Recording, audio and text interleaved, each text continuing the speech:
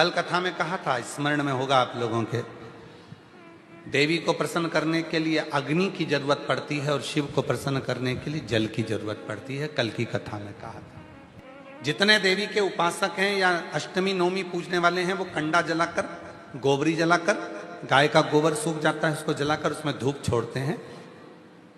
मालपुआ या पूड़ी या खोट या सब्जी जो भी बनता है उसको छोड़ते हैं। अष्टमी नवमी पर पूजन करते हैं, धूप देते हैं, अग्नि में छोड़ते हैं। क्यों छोड़ते हैं?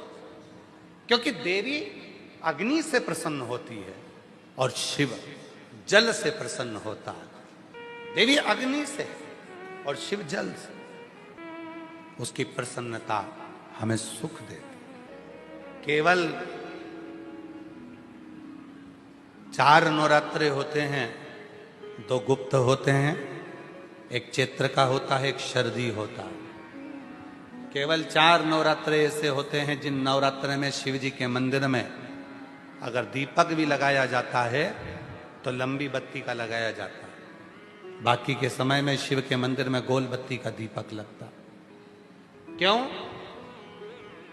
कहते हैं 64 योगनियां।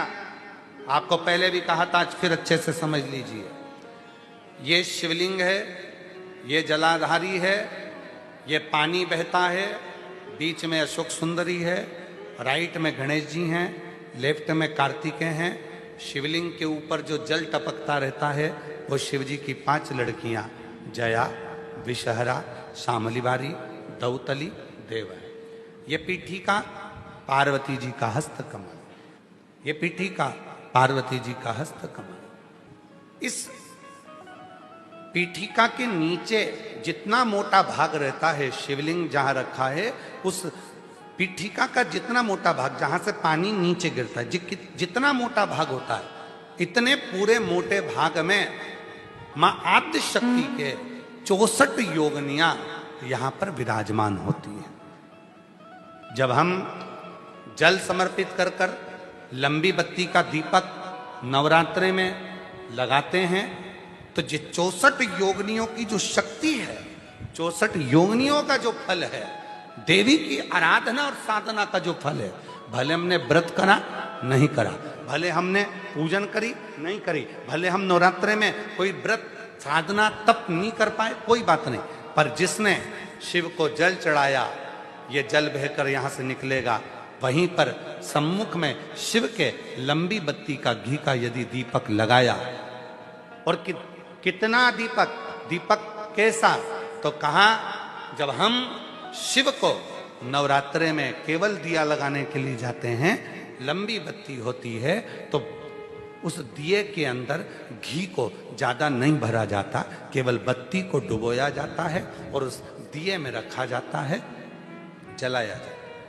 शिव और वो 64 योगनियां जो यहां विराज रही हैं, यहां शिवलिंग, मां आद्य शक्ति दुर्गा भवानी, गणेश जी, कार्तिकेय, अशोक सुंदरी, शिव जी की 5 लड़कियां और ये 64 योगनियां। और 64 योगनियों के बाद में ये जल बहकर जाता है जितनी दूर तक, यहां 33 कोटि देवताओं का स्थान होता है। इसलिए हम जब लंबी बत्ती का दीपक लगाते हैं जल चढ़ाकर नवरात्रे में, तो शिव की आद्य शक्तियां हमको सुख प्रदान करना प्रारंभ कर देती हैं और हमारे भंडार में कोई कमी नहीं है। भंडार की कमी को दूर। इसलिए कई लोगों ने तो गीत भी बनाया है, भजन भी बनाया है। वो कहते हैं ना, मैं तो लाई हूं दाने अनार के, मेरी मैया के 9 दिन बाहर के।